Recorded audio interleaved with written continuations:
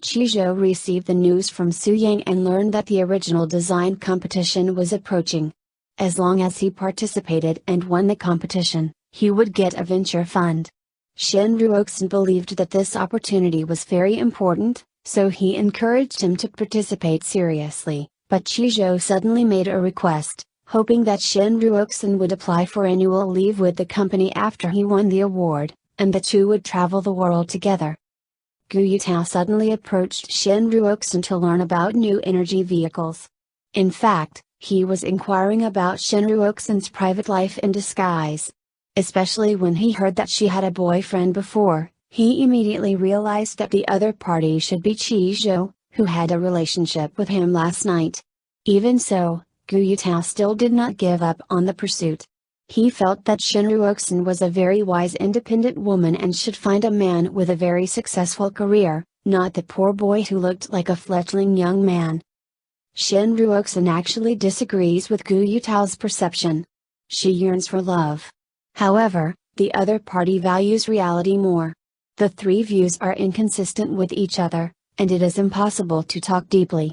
Therefore, out of courtesy, Shen Ruoxin accompanies him to lunch, and then leaves in a hurry.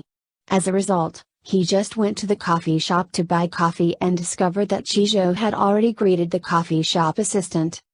Since the newly appointed vice president Feng arrived in Shanghai ahead of schedule, all departments of the company were preparing for reporting.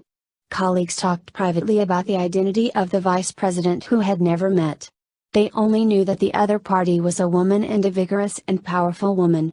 As everyone entered the conference room one after another, Ran Yi gathered the managers of other departments, scornfully mocking Shen Ruoxin. Just as a few managers turned the topic to Mr. Feng, discussing how this person loves to use female players, but Mr. Feng suddenly appeared, first introduced himself, and then started to dismiss him, and he did not show mercy to Liu Pei and other managers at all. Surface. Feng always belongs to a sales background, so his style of work has always been simple and straightforward. Liu Pei also wanted to rely on his veteran status to give Feng zongzai, but he did not know that Feng was not afraid, and clearly pointed out Liu Pei's identity and reminded him not to interfere in the new energy department in the future. Things. Mr. Feng's decision to kill Shen Ruoxin deeply admired. Seeing Liu Pei being decentralized, the previous anxiety finally came to an end. Shen Ruoxin went to see Mr. Feng in person and expressed his welcome generously and humbly, and hoped to become someone like her one day. Feng is always optimistic about Shen Ruoxin, so she reminds her that if she wants to become a strong woman, she should not be influenced by outside public opinion first. Managers of various departments went to report to Mr. Feng one after another. Everyone was panicked. Even Ran Yi felt that Mr. Feng was more difficult to deal with than Mr. Zhu Minji. Liu Pei disagrees, but the new energy department has received great news, and the vice president Feng just took office and directly awarded quarterly bonuses and allowances to all employees. Qizhou personally came to pick up Shen Ruoxin from get off work, finally fulfilling the previous appointment. Now that both of them are in their own world, Shen Ruoxin can work safely under Mr. Feng, and Qizhou does not have to apply for interest-free loans because Zhu Lin has already found investors who can provide sufficient funds for the store.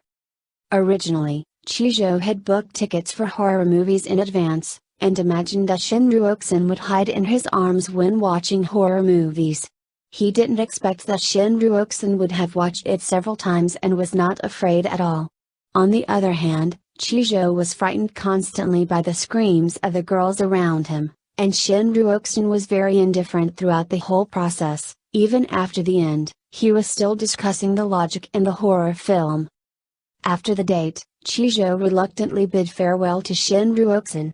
He didn't expect to find Su Yang's parents uninvited when he returned home. Qizhou arranged for his parents to stay at home for one night, so he made an excuse to leave, but actually went to ask Shen Ruoxin to take him in.